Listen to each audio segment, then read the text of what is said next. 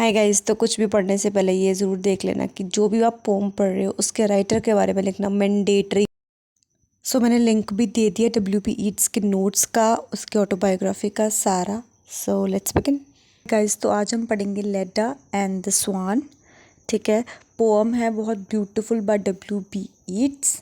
ठीक है, तो इसे इंट्रोड्यूस करते हैं पहले, क्योंकि मैं नहीं चाहती, because you am English students, ठीक है, मैं नहीं चाहती हम डायरेक्ट स्टैंजा में घुस जाएं और आपको पता ना हो कि क्या नाम है Leda and the swan, actually meaning क्या है।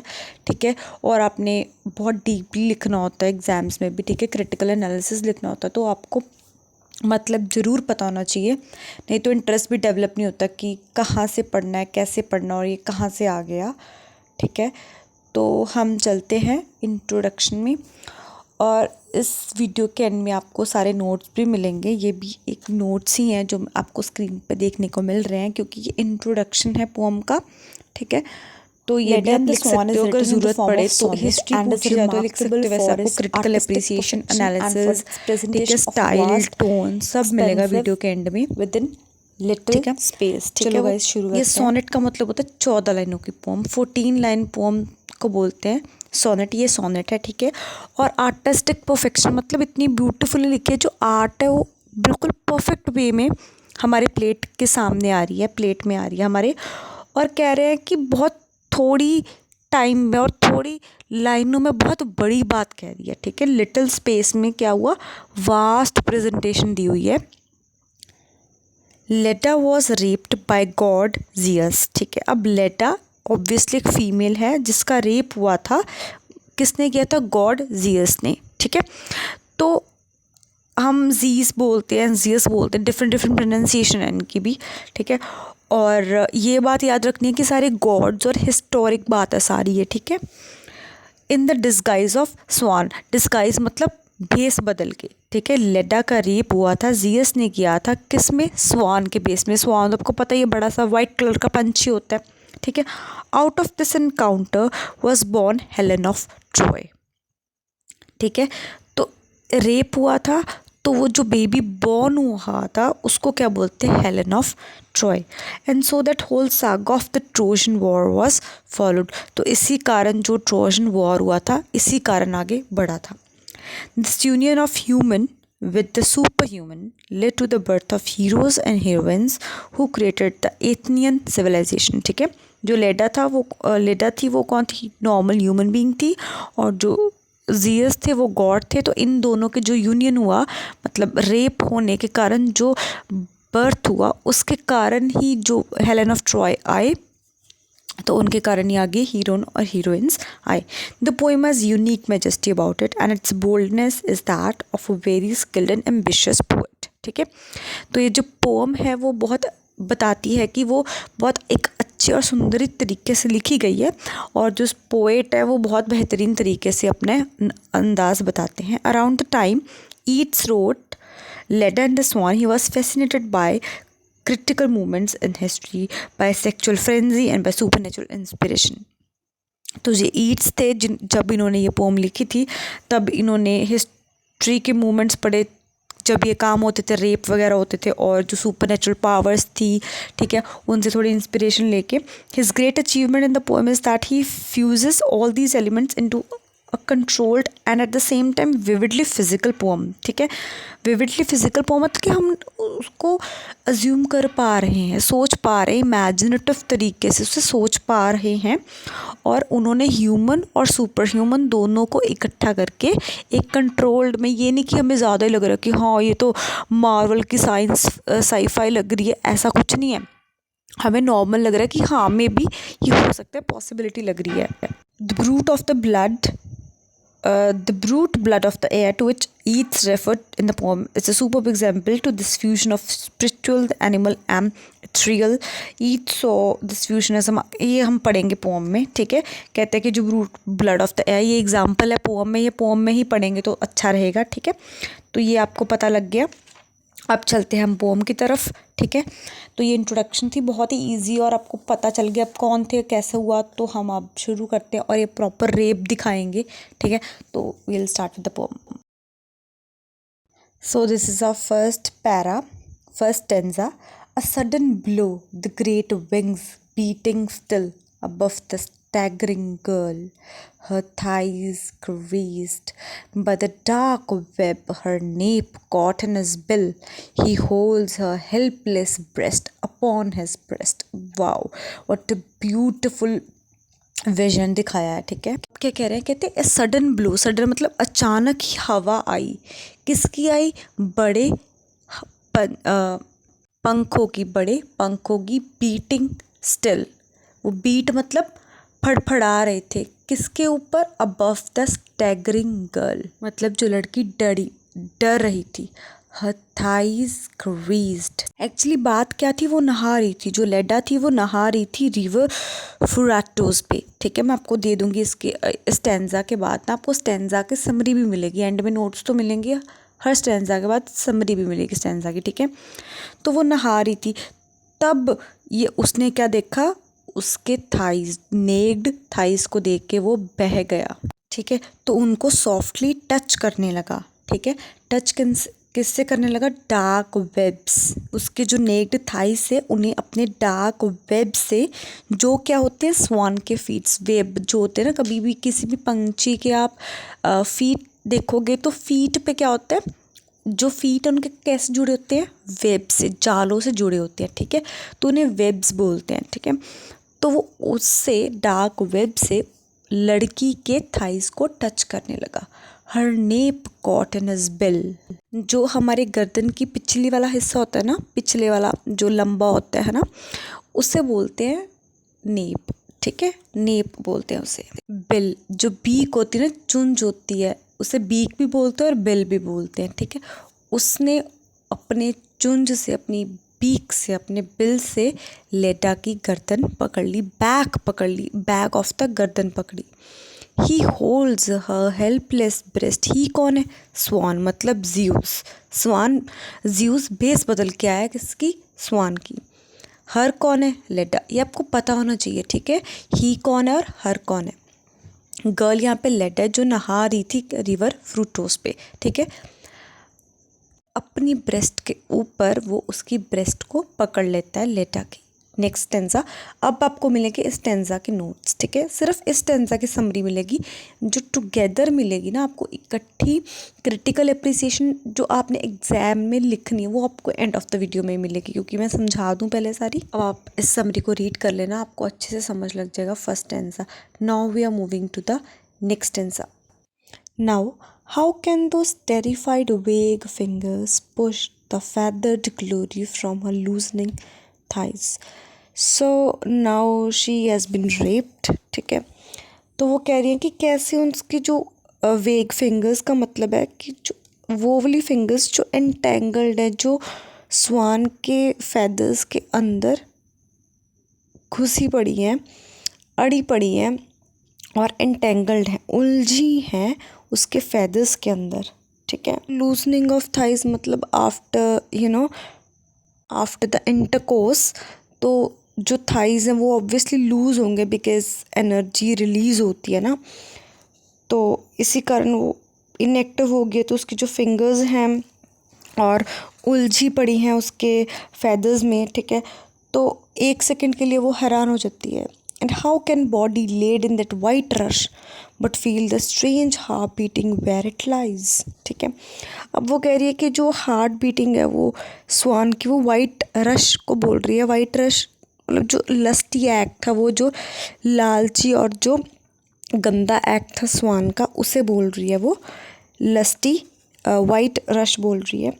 वो कह रही है कि जो हार्ट बीट है वो एक अलग तरह की है, जैसे कोई इंसान की नहीं हो, किसी ह्यूमन की नहीं, बल्कि डिवाइन की हो, मतलब भगवान जैसी की हो। हार्ट बीट ऐसी है उस स्वान की बॉडी की, क्योंकि उसे सुन भी रही है और वो अच्छे से सुन भी नहीं रही है।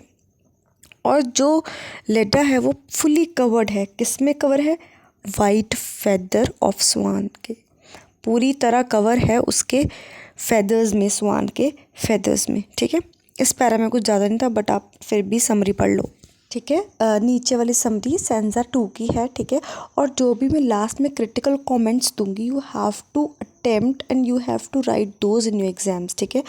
वीडियो के एंड में आपको proper critical opinions, critical comments, quotes, critics सब मिलेंगे जो आपने एज इट इज़ लिख के आने. You need not to make notes और anything, just note it down and you have to write. All right, now the third stanza, a shudder in the lines engenders there.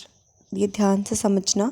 मैं आपको पहले word शडर का मतलब बताती हूँ. शडर का मतलब होता है जब जो लाइन होता है ना, तो जो लाइन को वो फीलिंग आती है, वो एक ऑर्गेज़म आता है जब सेक्सुअल इंटरकोर्स होने वाला होता है, सेक्सुअल एक्ट होने वाला होता है, जो सेंसेशन आती है उसे बोलते हैं शडर. ठीक है. अब एनजेंडर्स देयर का मतलब भी समझ लो. एनजेंडर्स देयर का मतलब है कि जो लेडा है उसने कंसीव कर लिया है, मतलब जो सीड था वो जियोस ने, मतलब जो स्वान ने अपने अंदर का सीड जो लेडा में डाल दिया है, क्योंकि उन्होंने सेक्सुअल इंटरकोर्स कर लिया है. और अब बात होगी फ्यूचर हैपनिंग की, जो आने वाला बच्चा होगा उनका सेक्सुअल इंटरकोर्स के कारण लेडा ने कंसीव कर लिया है, जो स्वान ने उसके अंदर डाल दिया है, वो सीड. ठीक है. The broken wall and the burning roof and tower and Agamemnon dead. ये बहुत ही ज़्यादा इम्पोर्टेंट है. ये तो आपने पेपर में लिख के आना ही आना है. क्या है, पहले पढ़ेंगे द ब्रोकन वॉल का मतलब क्या है. ठीक है. हम बाय वर्ड जाएंगे. ठीक है. और जो ब्रोकन वॉल का मतलब है और ये पूरे इसका मतलब है ना, समरी के अलावा भी मैं आपको ना एक कॉन्टेक्स्ट दूंगी, उसमें से आप पढ़ लेना. ठीक है. इम्पॉर्टेंट है, पहले समझ लो. वो था, इन दोनों का बच्चा कौन था? Helen of Trojan. ठीक है. मैंने आपको बताया हेलेन ऑफ ट्रॉय, जिसके कारण क्या हुई थी? Trojan war. ठीक है. इन दोनों के बच्चे के कारण हुई थी. हेलेन ऑफ ट्रॉय मतलब वो डॉटर थी. ठीक है. लड़की थी हेलेन ऑफ ट्रॉय, और वो बहुत ही ब्यूटीफुल वुमेन थी, बहुत ही ब्यूटीफुल वुमेन थी. ठीक है. तो उसकी ना शादी होने वाली थी, स्पार्टा किंग था उससे, बट वो सेड्यूस किसी और से होगी. इसी कारण ये ट्रॉय की वॉर हुई थी. ठीक है. इसीलिए उसे बोलते हैं हेलेन ऑफ ट्रॉय. ठीक है. मतलब ये जो इंसिडेंट हुआ था, इसने बहुत सारी डिस्ट्रक्शन की थी. ठीक है. इसीलिए बोलते हैं. जो ये नीचे बंदा दिखा रहे हैं ना, अगैमेम्नन, ये कौन था? ये था किंग था एरगोस का. ठीक है. ये आपको सारा कंटेंट अभी इसी के बाद ही मिलेगा. ये किंग था एरगोस का. तो इसे कहा गया था, जो आर्मी का कमांडर बना दिया गया, इसे आर्मी का कमांडर बना दिया गया अगैमेम्नन को. इसको कहा भी तू ट्रॉय को, हेलेन ऑफ ट्रॉय को उस लड़ाई में से उठा के लिया. ठीक है.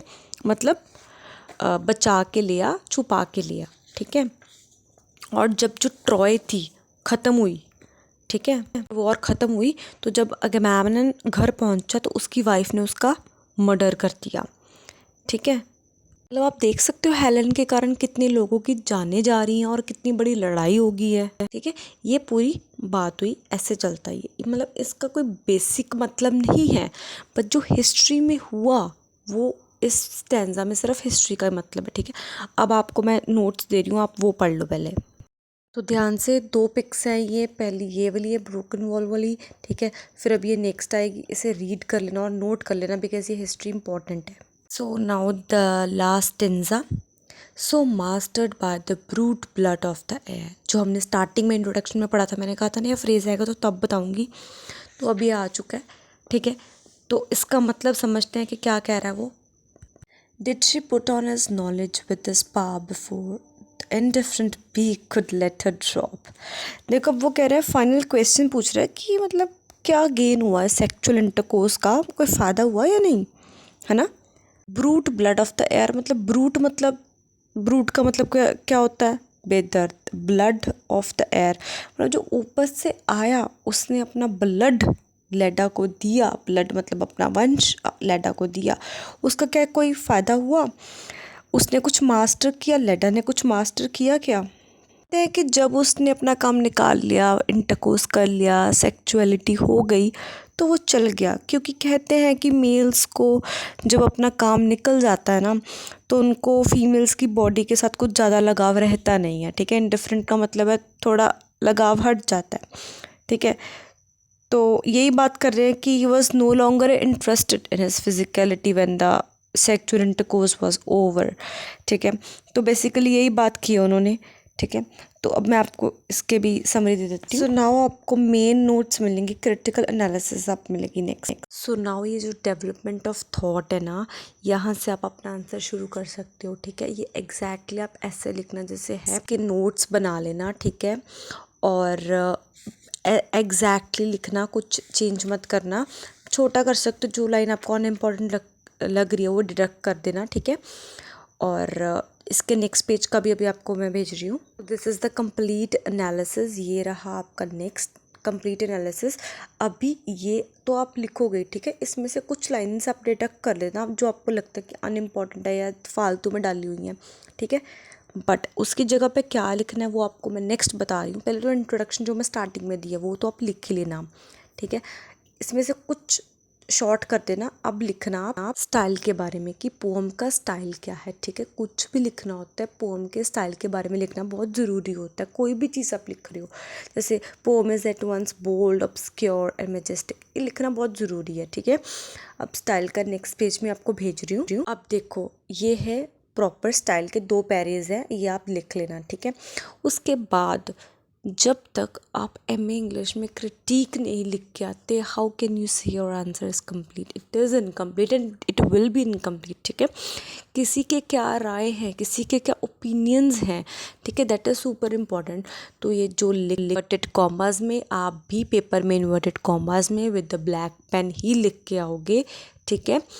RP ब्लैकनोर ऐसे लिख देना, आप भी पूरा लिखने की ज़रूरत नहीं, उसने कहाँ पे मेंशन किया था, नहीं, RP ब्लैकनोर कोट्स फिर इन्वर्टेड कॉमास वाली line as it is learn करनी है, रट्टा मार के जानी है, क्योंकि इसको हम चेंज नहीं कर सकते, और ब्लैक पेन से लिख के आनी है, ठीक है। एक और दे रही हूँ आपको क्रिटिक, और ये थोड़ी सी और एक्सप्लेनेशन है स्टार्टिंग की, ठीक है, ये देख लेना। और नीचे जो क्रिटिकल कमेंट लिखा है वो भी, कोई भी क्रिटिक डाल के ना ये ज़रूर लिख देना, ठीक है। और अगर गाइज अच्छा लगा please do share and subscribe, और किस टॉपिक्स पे you want the videos please comment down, ठीक है। PDF is just getting ready, तो मैं आपको उसका भी बता दूंगी कि कैसे आप कर सकते हो शेयर।